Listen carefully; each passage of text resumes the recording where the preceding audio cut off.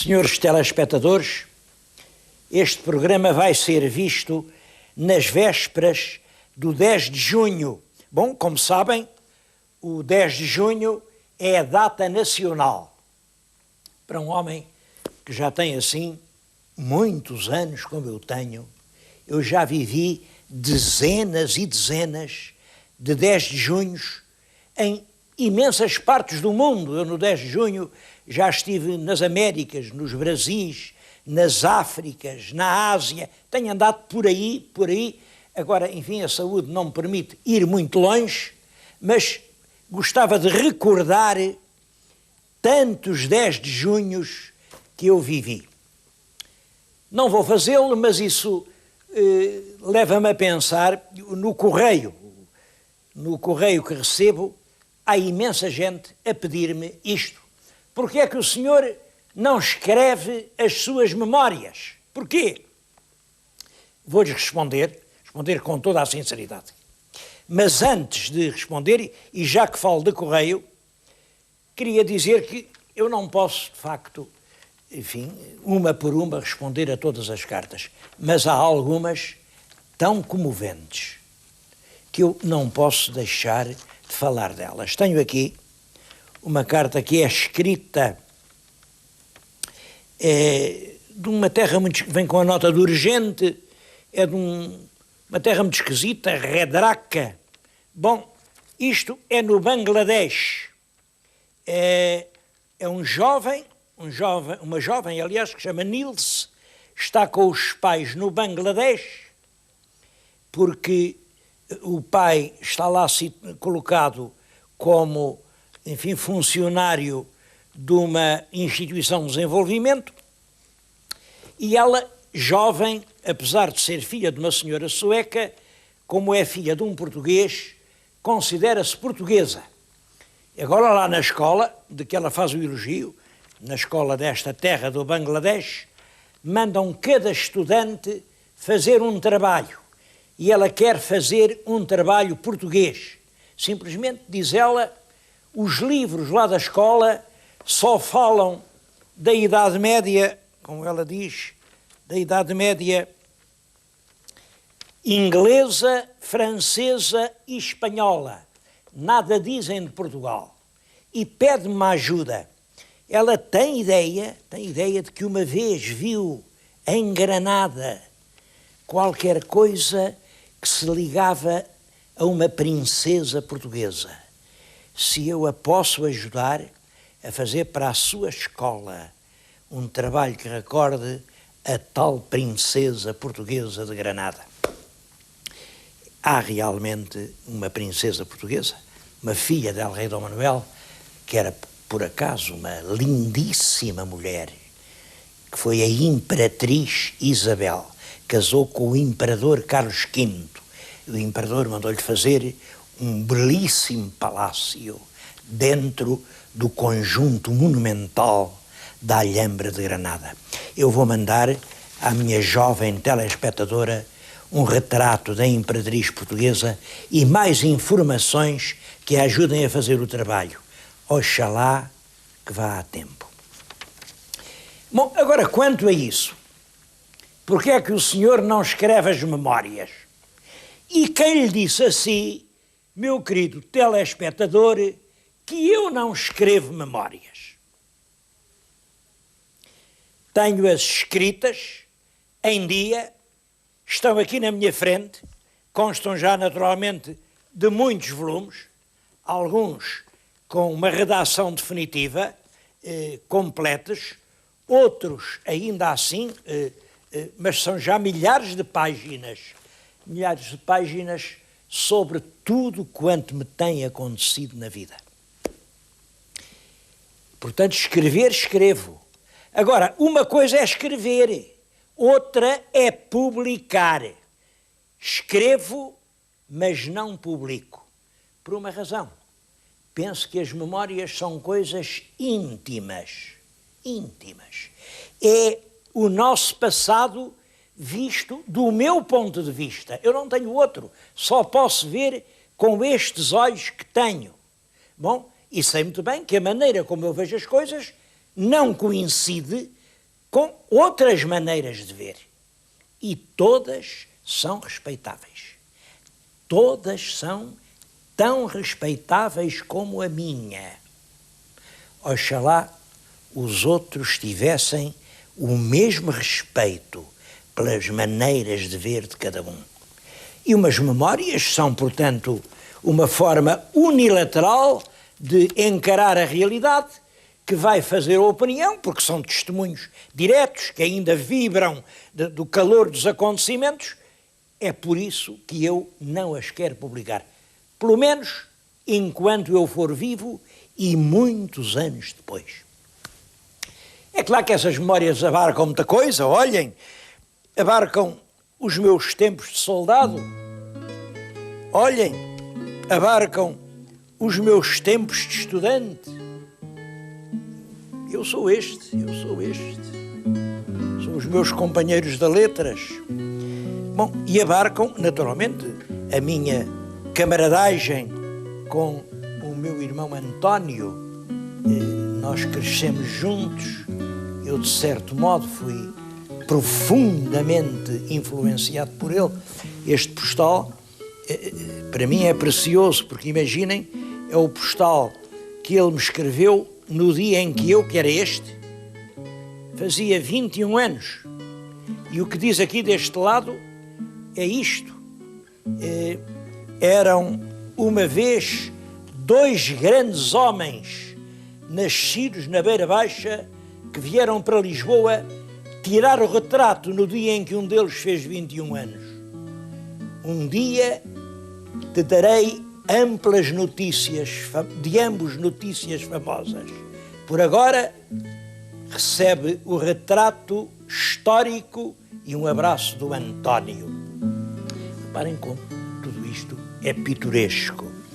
O António está aqui, tem sido e continua a ser o meu companheiro da vida inteira.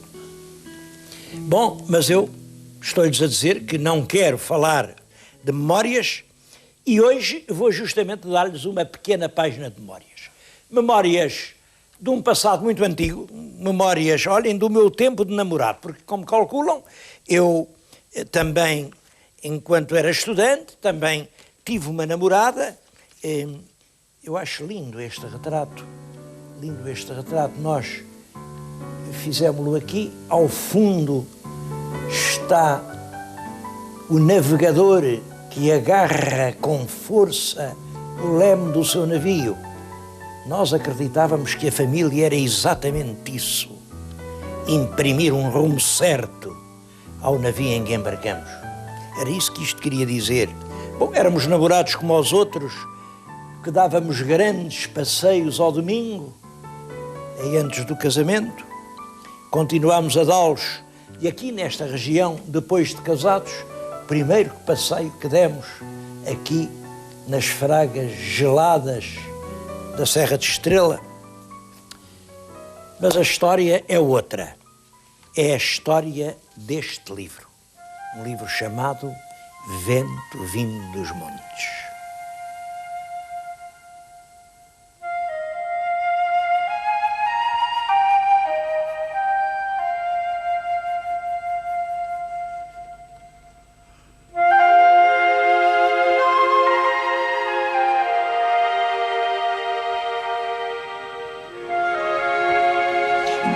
É que a história do livro prende-se com a tal minha namorada de há quase 60 anos. Bem, devo-lhes dizer que essa minha namorada de há quase 60 anos é a minha mulher desde há 54. Bom, e está aqui, está junto de mim, viemos à aldeia, estamos nas Donas. Esta é a aldeia das Donas. Foi exatamente aqui nesta varanda que eu escrevi as histórias que estão neste livro.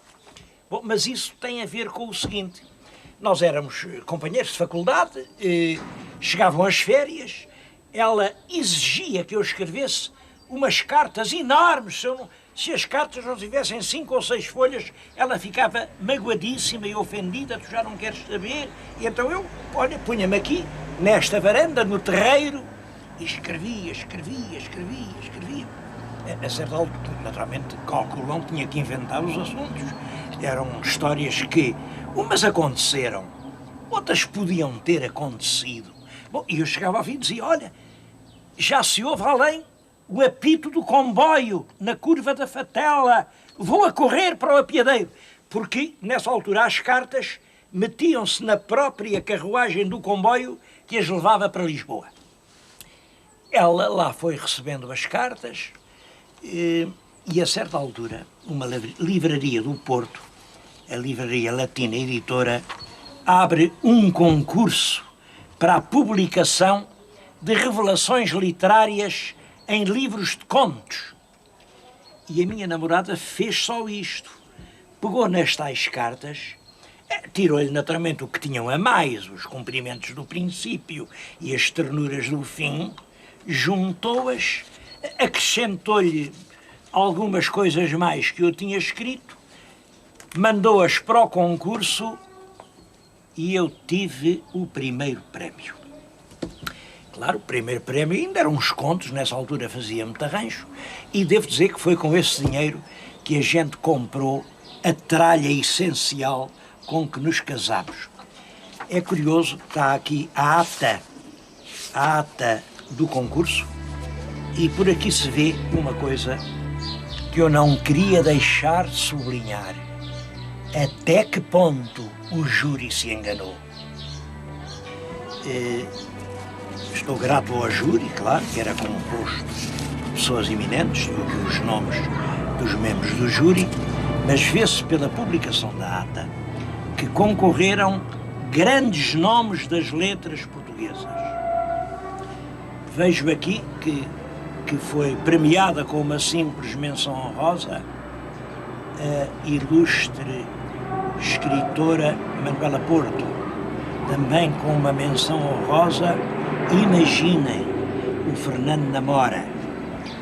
Não pode haver comparação nenhuma entre a dimensão literária enorme de um Fernando Namora, bom, e a pobre prosa, uma prosa cheia de inocência e de candura, mas enfim, uma prosa quase infantil desta pessoa que vos está a falar.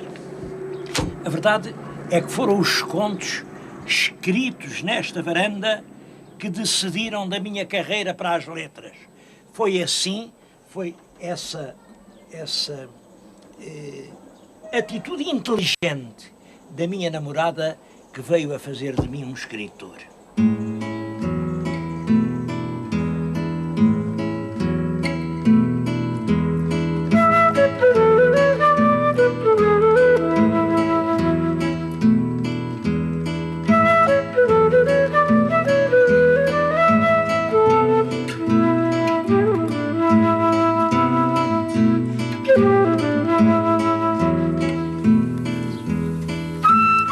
Quero-lhes dizer que não estou a fazer a propaganda deste livro por uma razão muito simples. Ele não está à venda. Há muitos anos que está completamente esgotado. Então, se está esgotado, por que é que o senhor não faz outra edição? Está esgotado. Eu não faço outra edição porque as coisas têm o seu tempo. Isto era um bom livro. Nos anos 30, ele foi publicado em 43, mas o conto mais antigo que aqui está, vejam a data, é de 1938. 38, estamos em 99, já lá vão 61.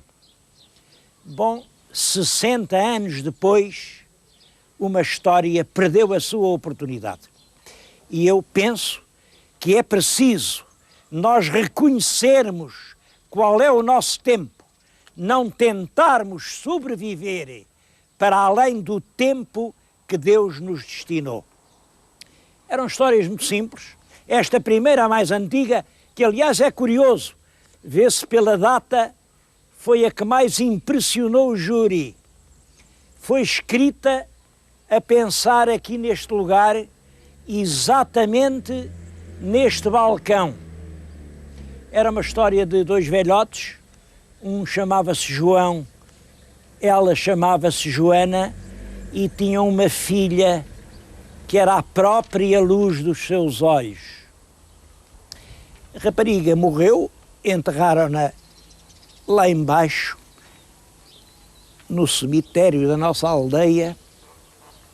Os velhos vieram, mas o João já não conseguiu senão, já não subiu os degraus da sua casa. Ficou aqui, neste mesmo degrau em que eu estou, e a história no fundo é isso.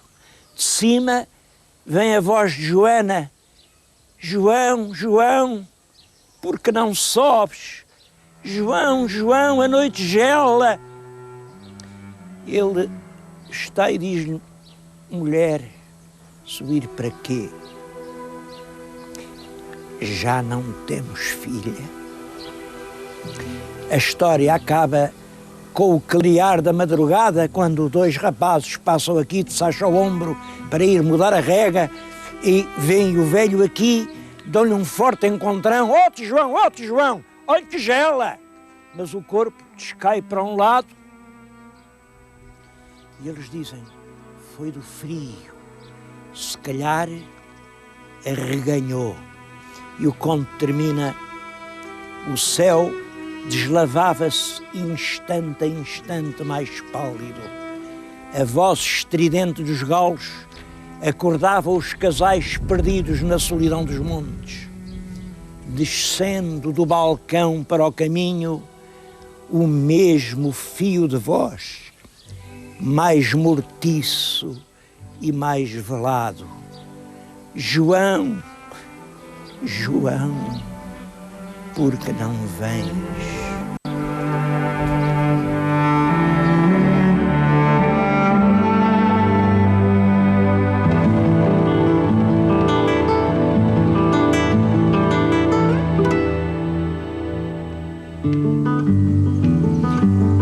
São tudo histórias que se contavam nessa altura. Há aqui uma história que não escondo, que é a minha predileta: a Carlota do Diabo. Eu ainda a conheci. Via-se que tinha sido uma linda mulher. O que lhe aconteceu é que, muito mocinha, deixou-se levar por um cigano que passou ali nas donas, com dois machos, um cigano que andava por essas feiras, por toda a beira. Ela foi, um dia voltou aqui, mas o cigano abandonou-a. Havia uma lenda: quem trouxesse um galo preto aqui a este sítio. Isto é a Portela da Serra. Os meus telespectadores já viram. É um caminho romano que galga a Gardunha de lés a lés.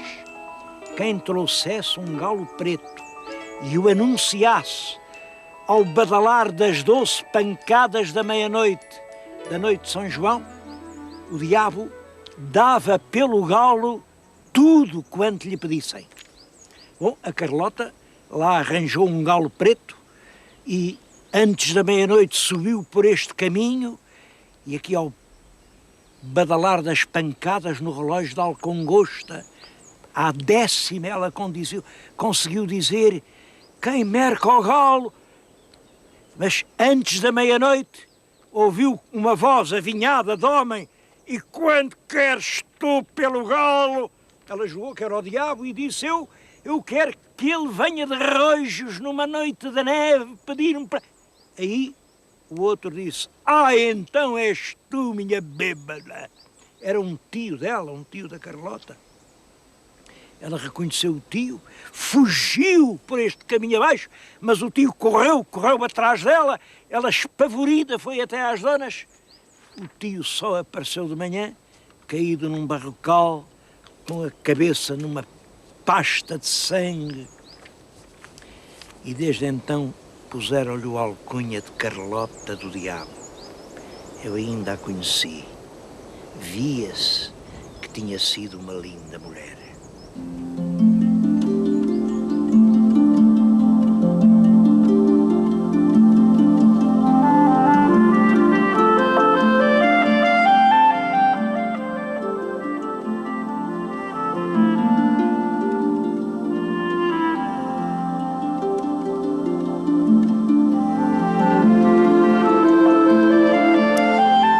Mas agora o meu telespectador há de fazer uma pergunta. Que diabo de ideia é esta? Vir para aqui contar-nos umas histórias que ele escreveu há mais de 50 anos? Bom, eu vou confessar que as histórias foram só um pretexto.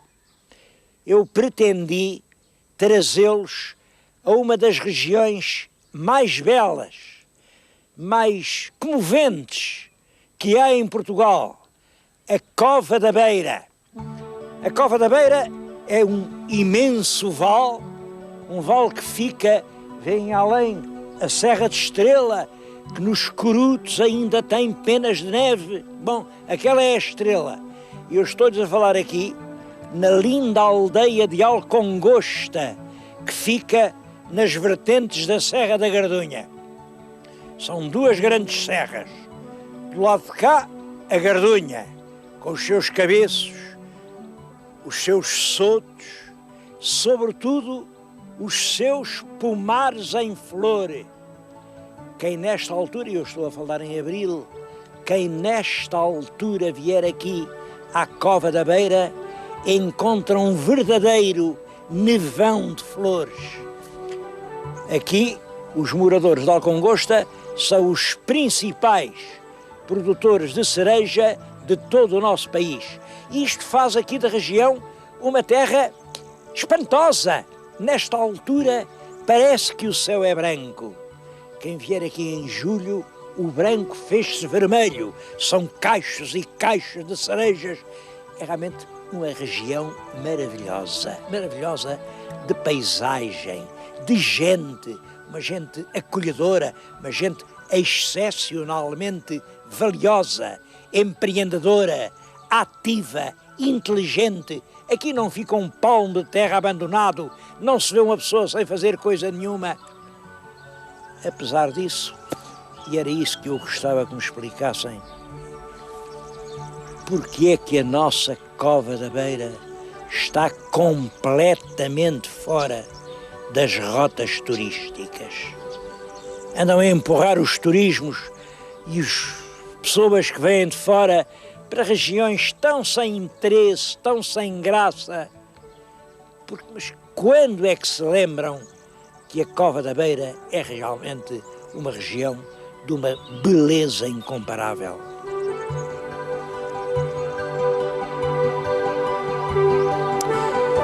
Mas a Cova da Beira tem ainda um outro atrativo. É que a muralha a norte é a própria Serra de Estrela. E a Serra de Estrela tem um encanto para muitos portugueses, eu acho que para todos. Um dos encantos é o da neve. Claro que a gente não vai pensar que há sempre neve na serra. Mas olha, eu estou a fazer estas filmagens em abril e como veem, ainda há aqui lugar para dar umas cambalhotas. Há um recado que eu queria dizer. Depois do nevão, o nevão deixa isto tudo puríssimo, branquíssimo. Vem muita gente e no dia seguinte faz impressão ver o estado em que isto ficou. Realmente estas latas, estes plásticos, estes lixos aos montões, dão uma triste ideia do civismo de certos visitantes. Que diabo, que diabo! Ao menos aqui na Serra, vamos lá ver se temos maneiras.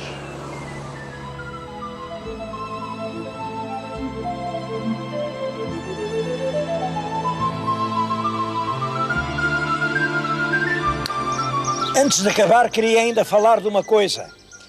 Recebi esta carta, aqui da região, é de São Vicente da Beira, e é assinada pelo Dário Inês, está aqui ao pé de mim, e que é um moço de 18 anos. Bom, o que a carta diz é isto. Ele e mais um grupo de moços, mais ou menos todos pela mesma idade, resolveram restaurar o grupo de estudos e defesa do património natural e cultural da Gardunha. O grupo já existia, mas entretanto era também gente nova, cresceram, tresmalharam-se e eles estão dispostos a defender o património cultural e natural da Serra da Gardunha. Eu acho isso extremamente importante.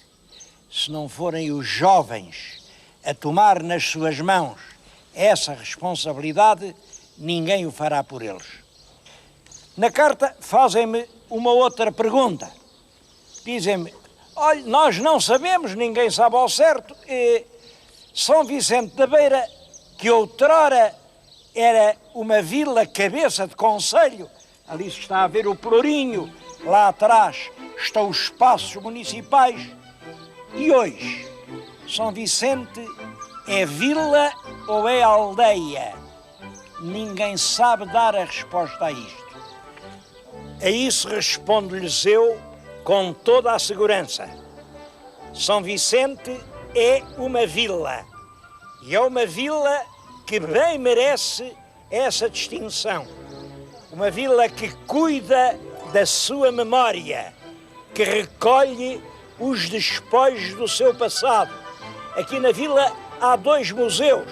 Não lhes vou mostrar um porque está fechado a esta hora, mas estão a ver o outro. A vila de São Vicente da Beira. Aliás, ligada a uma história tão bonita. Diz que o Dom Afonso Henriques andava aqui na guerra contra os mouros, quando chegaram do Algarve as relíquias do São Vicente. E então o Dom Afonso Henriques deu um bocadinho de osso do São Vicente aqui para a terra e assim se criou São Vicente da Beira, concorrente de São Vicente de Lisboa. Claro que é uma lenda, uma lenda que ainda hoje sobrevive aqui no Pelourinho, mas é uma linda lenda, é uma linda carta, e o gesto destes rapazes foi um belo gesto.